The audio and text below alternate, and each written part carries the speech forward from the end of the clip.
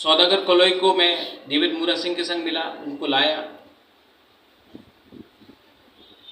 यहाँ में जेम्स है, दिल्ली में मिला। कोई निगोशिएशन तो नहीं किया हमने।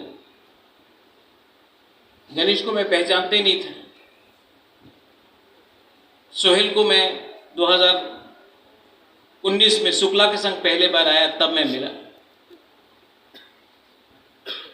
यहां में नंदिता मैं जानती नहीं थी, लेकिन मैंने क्या सोचा, राजेश त्रिपुरा, संजय मानिक,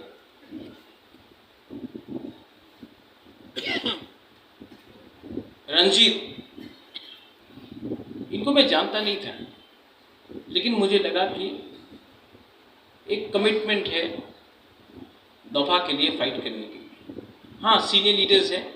विजय बाबू हम हमेशा जानते थे, मेवाड़ को मैं बचपन से जानता था, राजेश को पहले से जानता था, विजय बाबू को कौन नहीं जानता, अनिमेश को कौन नहीं जानता।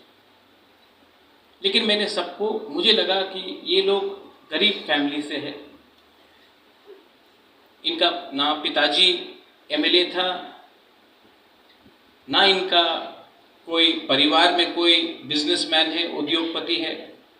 ये आपका जैसा एक गरीब तिपरासा है। इनको चांस मिलना चाहिए। अगर आपको लगता है कि मैंने कुछ गलती किया तो मैं माफ मांगता हूं।